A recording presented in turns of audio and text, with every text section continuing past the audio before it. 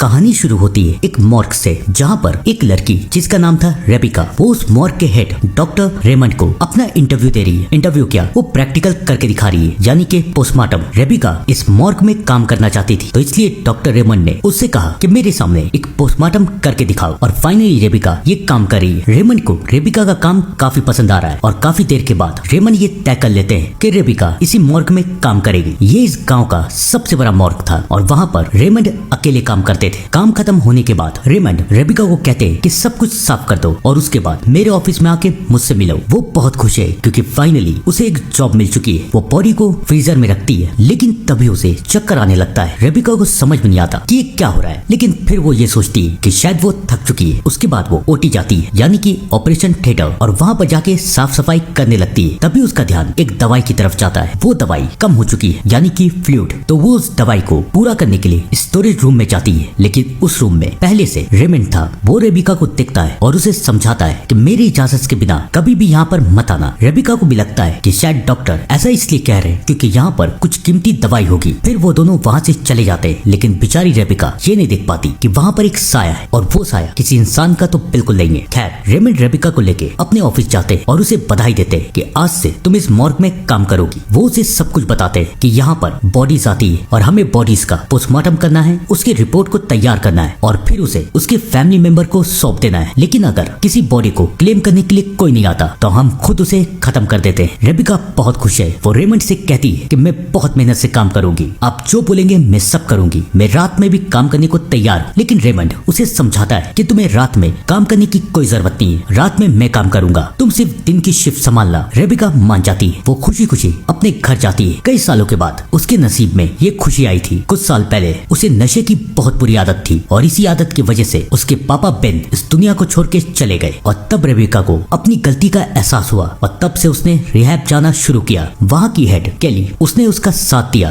और अब रेबिका पूरी तरीके से नशे से आजाद हो चुकी है और फाइनली उसे एक जॉब भी मिल चुकी है। वो आज अपने रिहैब सेंटर में सबको ये बात बता रही है और ये सुन के केली और उसकी दादी बहुत खुश है। केली उसे समझाती है कि तुम जो कर रही हो मुझे तुम पे प्राउड है और कभी भी तुम्हें मेरी मदद की जरूरत पड़े तो मुझे जरूर बताना। रेबिका बहुत खुश है। वो खुशी खुशी अपने घर जाने के लिए निकलती है, लेकिन तभी उसके पास डॉक्टर रेमंड का कॉल आता है। डॉक्टर उसे बताते हैं कि आज रात उन्हें कुछ बॉडीज को सिटी के मॉर्ग में ट्रांसफर करने के लिए जाना है। तो क्या रेबिका रात में मॉर्ग को संभाल सकती है? रेबिका मान जाती है। फाइनली वो उस मॉर्ग पहुंचती है और डॉक्टर बॉडीज को ट्रांसफर करने के लिए चले जाते हैं। रेबिका बहुत खुश है। वो अपना काम कर रही है, बॉडीज को चेक कर रही है, एंट्री कर रही है और साफ सफाई कर रही है। बेचारी को पता नहीं था कि आज रात क्या होगा। धीरे धीरे वक्त बीतता रहता है। थोड़ी देर के बाद रेमंड का कॉल आता है। रेबिका उसे उठाती है। रेमंड उससे पूछता है सब कुछ ठीक है ना, तुम्हें किसी चीज की जरूरत तो नहीं है? रेबिका कहती नहीं, बिल्कुल भी नहीं। ये सुन के रेमंड कॉल रख देता है। रेबिका को लगता है कि शायद आज उसका पहला दिन है, इसलिए रेमंड ये चेक कर रहा है कि वो ठीक है या फिर नहीं। खैर रेबिका अपने काम में लग जाती है। बाहर बहुत तेज बारिश हो रही है, इसलिए लाइट बार बार आ रही है और जा रही है। लेकिन रेबिका को इन सारी बातों से क्या मतलब, वो तो अपना काम कर रही है। लेकिन तभी उसे एहसास होता है कि कॉरिडोर में एक साया है। वो चेक करती है, वहाँ पर कोई नहीं है। फिर वो अपना काम करती है, लेकिन बार बार उसे ऐसा लग रहा है कि वहाँ पर कोई साया है जो कि उसे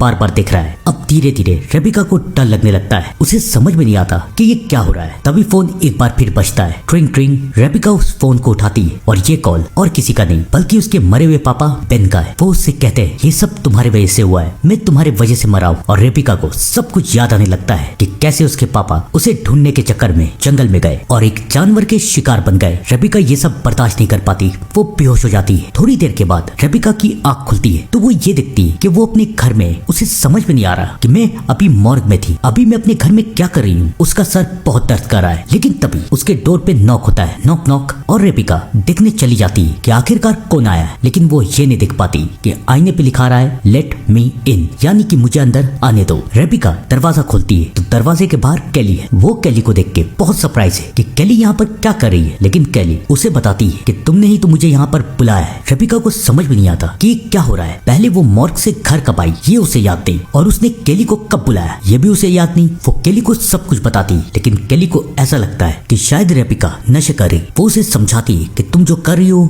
वो बहुत गलत है। रेबिका उसे बार बार यकीन दिलाने की कोशिश कर रही कि मैंने नशे नहीं किए, लेकिन अब रेबिका को गुस्सा आता जा रहा है और साथ ही साथ रेबिका के आंखों का कलर भी बदलता जा रहा है और रेबिका एक शैतान में बदल जाती है। केली उसे देख के डर जाती है, लेकिन इससे पहले वो वहाँ से भाग पाती। रेबिका केली को तरपा तरपा के मार देती है। केली को मारने के बाद रेबिका फिर से नॉर्मल होती है और उसे अब ये भी याद नहीं कि उसने केली को कब मारा, उसके साथ क्या हो रहा है, उसे कुछ नहीं पता। वो बहुत डर जाती है। वो सिर्फ डॉक्टर रेमंड को जानती थी। वो उन्हें कॉल करती है और उन्हें सब कुछ बता देती है। डॉक्टर रेमंड उसे समझाते हैं कि तुम एक काम करो, तुम मॉर्ग में दोबारा, मुझे पता है कि तुम्हारे साथ क्या हो रहा है और अगर तुम मॉर्ग से बाहर रही तो तुम अपनों के लिए खतरा बन जाओगी। जो भी तुम्हारे करीब रहेगा तुम उसे मार दोगी। और एक बात और, अपनी आंखों से देखे हुए हर चीज पे यकीन मत करना। रेबिका को समझ में नहीं आता कि ये डॉक्टर रेमंड क्या कह रहे हैं। वो किसी तरीके से घर से बाहर निकलती है, लेकिन ये क्या, घर के बाहर केली जिंदा खड़ी है। अब रेबिका को समझ में नहीं आ रहा कि कौन सी केली असली है, ये जो उसके सामने खड़ी है या वो जो उसके कमरे में मरी हुई है। वो वहां से भागती है किसी तरीके से। वो अपने होश को संभालते हुए मॉर्ग की तरफ पहुंचती है और तब डॉक्टर रेमंड उसे सब कुछ बताते हैं। वो उसे बताते हैं कि इस मॉर्ग में एक दिन एक शैतान का साया है और वो इस मॉर्ग में बस चुका है और इस मॉर्ग में जो भी काम करता है वो शैतान उसके शरीर पे कब्जा करने की कोशिश करता है और फिर उसे इतना डराता है, इतना तरपाता है जब तक वो इंसान पूरी तरीके से शैतान को अपनी मर्जी से अपनी बॉडी ना दे दे। और इस शैतान को खत्म करने का सिर्फ एक तरीका है कि ये पता करो कि उसका नाम क्या है। अगर तुम्हें पता चल जाएगा कि उस शैतान का नाम क्या है तो वो तुमसे डरेगा और तुम्हें कभी नुकसान नहीं पहुंचाएगा। लेकिन तुम्हारे पास वक्त बहुत कम है और इतनी वक्त पे तुम्हें उस शैतान का नाम जानना होगा। रेबिका को समझ में नहीं आता कि रेमंड क्या कह रहा है, क्या शैतान, क्या नाम। रेमंड उसे बताने की कोशिश कर रहा है, देखो ये निशान तुम्हें बताएगा कि शैतान का नाम क्या है। लेकिन रेबिका कुछ भी नहीं समझ रही। रेमंड उसे कहता है ठीक है मैं तुम्हें कुछ दिखाता हूँ। लेकिन इससे पहले रेमंड उसे कुछ दिखा पाता। फाइनली वो शैतान रेबिका के ऊपर फिर से हावी हो जाता है और वो हंसता है और कहता है तुम्हें क्या लगता है तुम मुझे फिर से कैद कर दोगे? नहीं, अब मरने की बारी तुम्हारी है। और उसके बाद वो शैतान रेमंड के ऊपर हमला कर देता है। रेमंड किसी तरीके से भागते हुए उस मॉर्ग से बाहर निकलता है और बाहर का दरवाजा बंद कर देता है। जब शैतान ये देखता है कि रेमंड भाग चुका है तब वो रेबिका का शरीर छोड़ देता है। रेबिका को होश आता है लेकिन अब बहुत देर हो चुकी है। रेमंड वहाँ से जा चुका है और रेबिका को समझ में नहीं आ रहा कि वो क्या करे। वो पूरे मॉर्ग में अकेली है और तभी शैतान की हंसने की आवाज आती है, रेबिका रेबिका रेबिका, सिर्फ कुछ ही देर बाकी है रेबिका और उसके बाद तुम्हारा शरीर मेरा होगा। रेबिका डर जाती है लेकिन वो जानती थी कि अगर उसे शैतान को हराना है तो उसे उसका नाम पता करना पड़ेगा। लेकिन कैसे? वो ये बात सोच ही रही थी कि तभी शैतान का खेल चालू होता है। वो उसकी दादी बन के आता है और पीछे की खिड़की की तरफ आता है और चिल्लाता है तुम एक घटिया हो, तुम्हारी वजह से तुम्हारे पापा मरे और अब मैं तुम्हें भी मार दूंगा। और फिर शैतान उसके पापा पेन के रूप में आता है और उसे कहता है तुमने मुझे मारा, अब तुम खुद को मार दो। एक तरफ वो उसकी दादी बनके उसे डरा रहा था, दूसरी तरफ वो उसके पापा बनके उसे मरने के लिए कह रहा था। और फिर वो रेबिका के पैर पे हमला कर देता है। रेबिका किसी तरीके से वहाँ से बचते हुए बाहर की तरफ जाती है। वो अपने पैर का इलाज कर रही है लेकिन तभी शैतान वहाँ पर एक मरे हुए शरीर में घुस जाता है और फिर उठ के रेबिका को मारने की कोशिश करता है। लेकिन रेबिका उसे बांध देती है। उसे समझ में नहीं आ रहा कि वो क्या करे। तभी फोन बजता है, ट्रिंग ट्रिंग। रेबिका फोन को उठाती और ये कॉल रेमंड का है। रेमंड उसे कहता है सुनो, अगर तुम्हें ये सब बंद करना है तो एक काम करो, अपना खून उस बॉडी में लगाओ जिस बॉडी में शैतान घुसा है और उसे खत्म कर दो। रेबिका वैसे ही करती है लेकिन फिर शैतान के और हंसने की आवाज आती है। उसे समझ में नहीं आता कि ये क्या हो रहा है। रेमंड ने जैसा कहा था मैंने तो वैसे ही किया। थोड़ी देर के बाद फिर कॉल बजता है, ट्रिंग ट्रिंग। रेबिका कॉल उठाती है, इस बार फिर रेमंड का है। वो उसे सब कुछ बताती है कि तुमने जैसा कहा था मैंने वैसा कर दिया लेकिन शैतान ने अभी तक मेरा पीछा क्यों नहीं छोड़ा। रेमंड रेबिका को समझाता है कि मैं पहली बार कॉल कर रहा हूँ, इससे पहले मैंने कॉल नहीं किया था। तो क्या वो शैतान का कॉल था? बिल्कुल। शैतान को भूख लगी थी, उसे कुछ चाहिए था, इसलिए वो रेबिका के साथ खेल खेल रहा था। रेमंड रेबिका को समझाता है नीचे स्टोर रूम में जाओ, वहाँ पर तुम्हें कुछ टेप मिलेंगे और उस टेप में मैंने सब कुछ बताया है कि कैसे उस शैतान को रोका जाए। जाओ, तुम्हारे पास वक्त बहुत कम है। रेबिका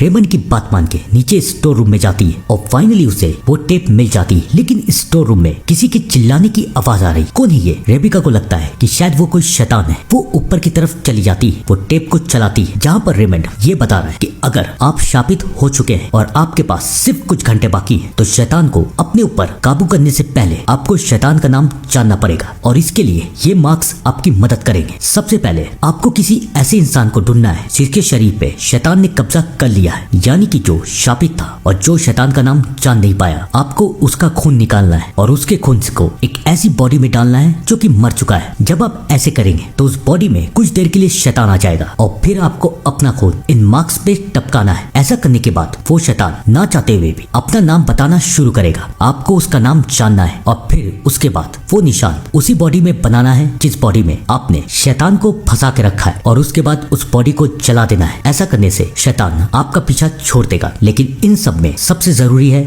उस इंसान का खून जिसके शरीर पे शैतान ने कब्जा किया हुआ है, और वैसे इंसान को रेमंड ने ढूंढ लिया था। उसका नाम था वैली, और रेमंड उसका खून निकालता है और दिखाता है कि मैं इस खून को एक शीशी में रख देता हूँ। अगर फ्यूचर में कोई ये टेप देख रहा है और अगर उसे इस खून की जरूरत है तो वो उसे यहाँ पर मिलेगा। अब रेबिका को सब कुछ पता चल चुका था। वो वहाँ से वो खून लेती है, एक बॉडी में उस शैतान को बुला के फंसा देती है और फिर अपने खून को उन मार्क्स में डालती है, और ना चाहते हुए भी शैतान उसे अपना नाम बता देता है। और फिर रेबिका उस बॉडी के ऊपर शैतान का नाम लिखती है और उसे जला देती है। फाइनली उसे लगता है कि सब कुछ खत्म हो चुका है, लेकिन स्टोर रूम से अब तक आवाज आ रही। वो स्टोर रूम में जाती है ये चेक करने कि वहाँ पर है कौन। तभी वो ये देखती है कि वो लड़की वैली अभी तक वहीं पर है। तो क्या रेमंड ने इसे अब तक कैद करके रखा था? वो सोचती है शैतान तो अब जा चुका है तो शायद ये भी ठीक हो चुकी होगी। वो उसे आजाद कर देती है, लेकिन बेचारी ये बोल चुकी थी कि वैली शापित बन चुकी थी, और अब वैली यानी कि वो शैतान रेबिका को मारने के लिए आगे बढ़ता है। लेकिन अब रेमंड लौट चुका है और रेमंड ने उस शैतान का नाम अपने सीने पे टैटू करवाया था, जिसे देख के वो शैतान डरता है और रेमंड उसे फिर से कैद कर देता है। रेबिका को कुछ समझ में नहीं आता कि ये क्या हो रहा है, और फिर रेमंड उसे लेके अपने ऑफिस जाता है और रेबिका को सब कुछ बताता है कि मैंने वैली को इसलिए जिंदा रखा है क्योंकि अगर कई सारे शैतान यहाँ पर आना शुरू करेंगे, लोगों को शापित करना शुरू करेंगे, तो मैं लोगों को बचा सकूं। और तुम्हें क्या लगता है कि तुमने इस शैतान से अपना पीछा छुटा दिया है? बिल्कुल नहीं, नर्क का दरवाजा खुल चुका है और भी सारे शैतान आएंगे और हमें उन लोगों को रोकना है। रेबिका ये सब नहीं करना चाहती, वो बाहर निकलती है, लेकिन फाइनली वो उस शैतान को देख लेती है और वो ये फैसला करती है कि वो और किसी को शापित नहीं होने देगी, और अब वो इस मॉर्ग में रेमंड का साथ देगी। यहाँ पर होती ये कहानी खत्म, लेकिन मुझे लगता है कि इसका पार्ट 2 भी जरूर आएगा, जहाँ पर रेबिका का सामना एक बार फिर से उस शैतान से होगा। आपको क्या लगता है? कमेंट में जरूर बताइएगा। तब तक के लिए thank you and good bye.